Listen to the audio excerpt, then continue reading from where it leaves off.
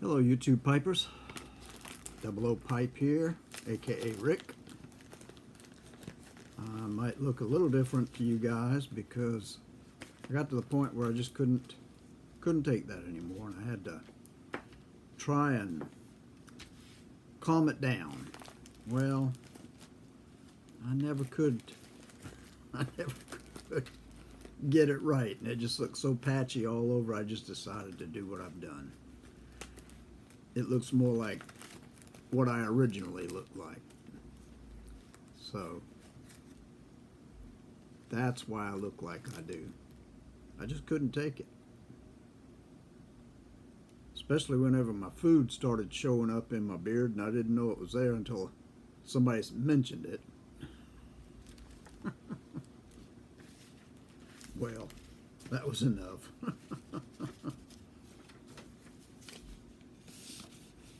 I'd heard of beards being called soup strainers, but I'd never thought it was an actual thing. But anyway, one thing about this, it'll grow back. That won't. So, here I stand, or here I sit.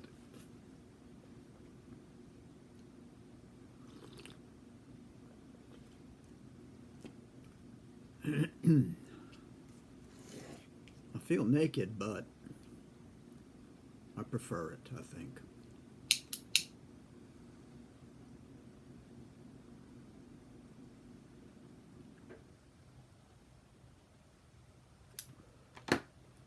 Still must stand well.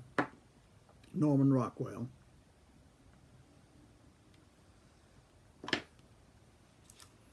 And I thought I would put some Captain Black Platinum into it, because I think it was Paladin Piper that said that this was what half and half used to taste like. But I'm not sure now. But anyway, I had a pouch of it back there that I'd opened a while back.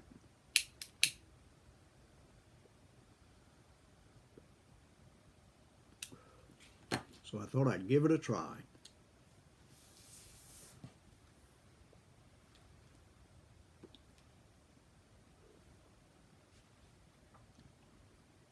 Without all that hair, I show off my turkey neck now.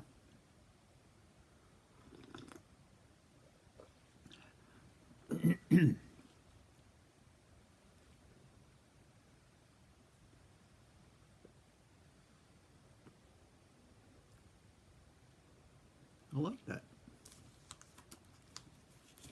If that's what half and half used to taste like, I think I like it better than what it tastes like now.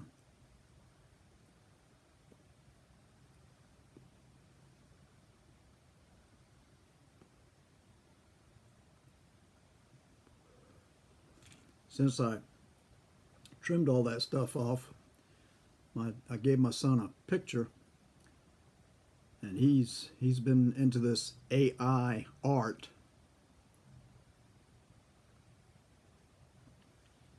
And he made my face up into a Wild West individual, which I thought was pretty cool, so I posted it on Facebook if anybody's on Facebook and wants to take a look. One of these days I'm going to learn how to do this editing thing, and I'll be able to put things like that in here, but as it is now, I don't know how.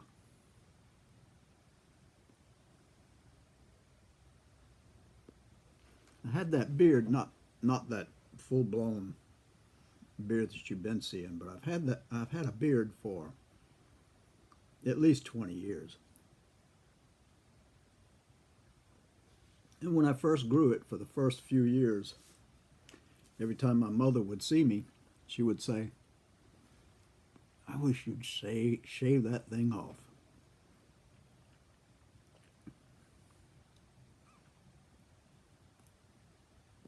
So after about 10 years,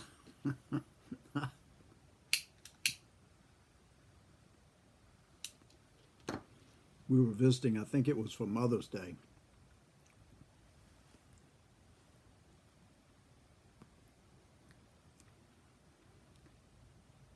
I said, I think I'm going to shave it off because that's what she's been wanting me to do. And that'll be her present. So I went through the whole thing, you know, cutting it up with clippers and then shaving, because you can't shave those long hairs off with a razor.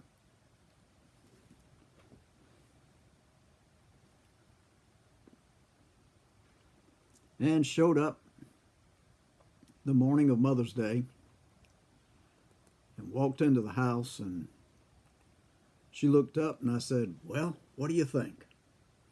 And I smiled big, hairless face. And she looked at me, kind of studying me.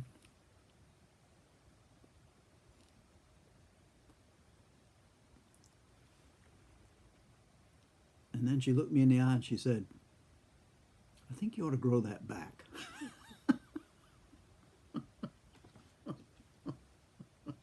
That's one of the sentences from my mother I'll never forget.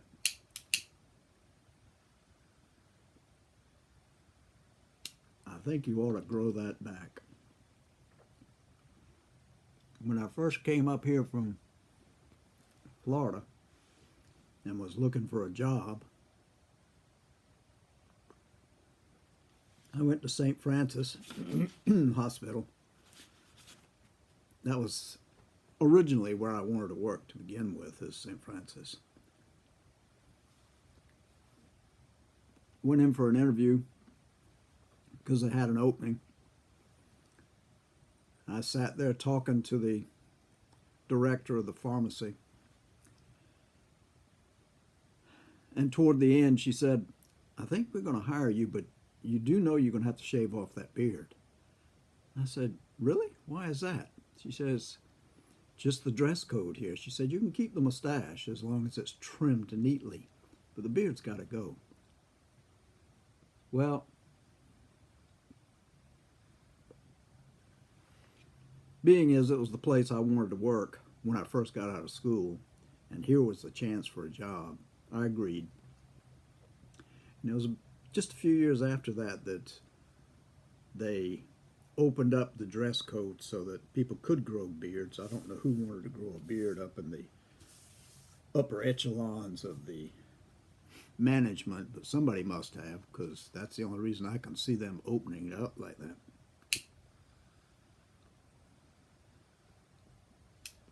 So I grew it back.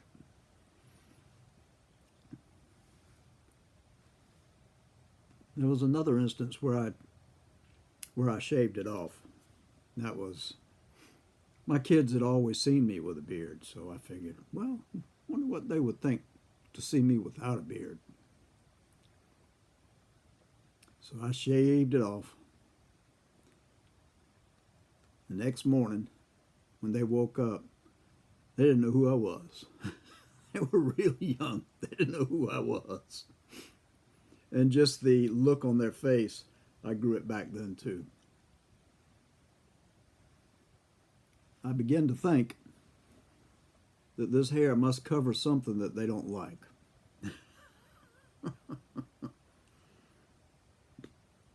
But anyway.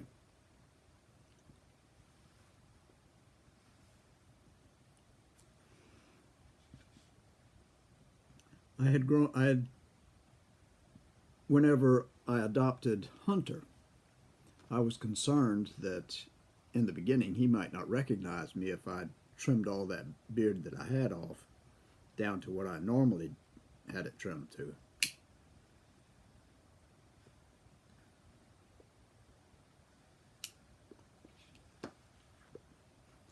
So I let it grow and grow and grow. And after a while I said, well, I've got a Santa hat back there. I think I'll let it grow long enough to wear that Santa hat at Christmas and surprise my grandkids.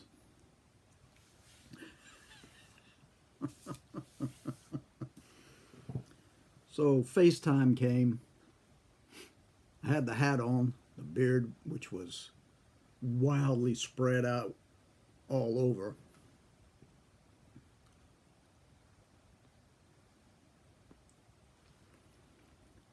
And the comment I got was, "He looks like Santa Claus." And then they went back to what they were doing.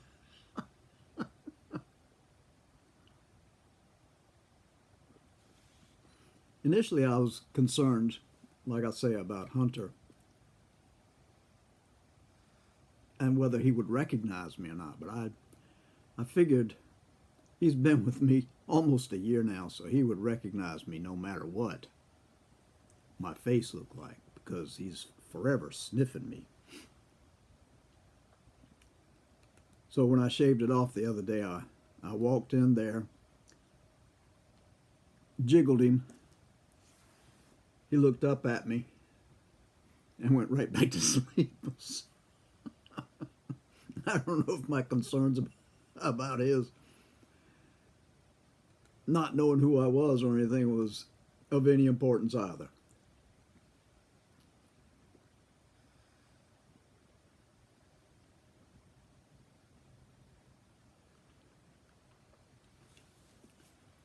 On New Year's Eve or New Year's Day here, usually you have field peas, rice, collard greens, cornbread. So I fixed up some cornbread, had little muffin cornbreads.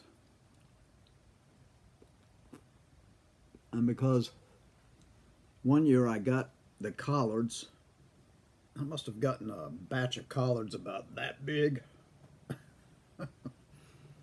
And whenever I washed them down and cut them up, put them in the pot and boiled them, they boiled up into about that much.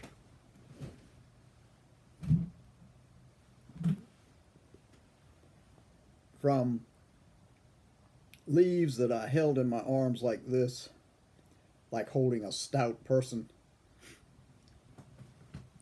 to getting them ready and cooking them down to practically nothing. I said, I'm not going through all that. So I got canned collards, rice in a pouch, canned field peas, and I had canned butter beans too, but I decided I wasn't gonna fool with that. And the one thing that my mother always had was the vinegar soaked peppers in a pour spout, which I've sprinkled all over the collards. And that's what I ate New Year's Day. Heated it up in the microwave, took less than 15 minutes. Whereas when you cook collards, you have to throw all this stuff in there, cook them down. It takes hours.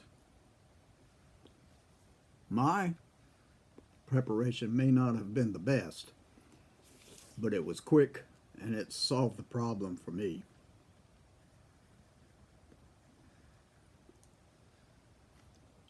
I never believed all the hokum that went behind the southern tradition of collard greens, rice, field peas, and cornbread.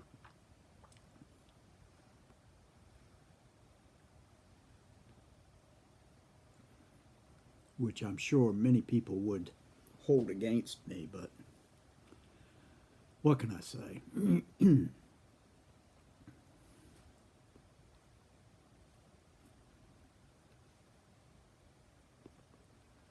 Well, I've rambled on.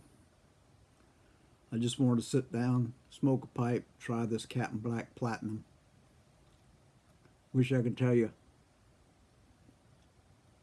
what I taste, but I will say that blowing it through my nose, the retrohale, it's scorching those nose hairs and the membranes. And if it goes too far back in my throat, it hits there and leaves a sense of soreness too, which a beverage doesn't remove right away. But it's not bad. I still like the pipe. Has a good draw. Doesn't weigh anything, so you can keep it in your mouth. I do like to clench, but but I like that rubber bit on there to clench. My teeth aren't as good as they used to be when I was younger.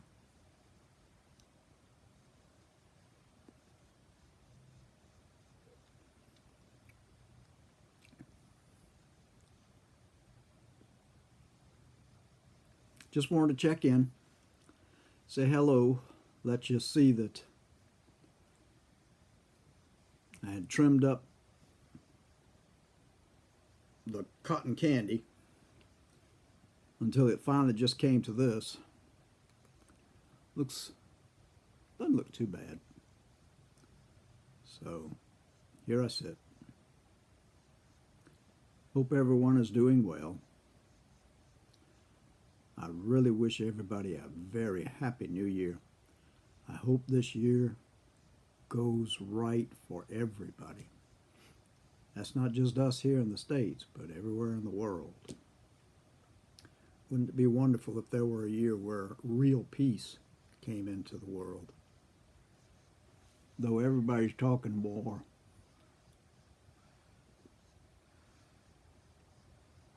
Wars and rumors of wars. Earthquakes. A lot of earthquakes are around. Tidal waves. What else has been going on? Haven't heard of any fires lately.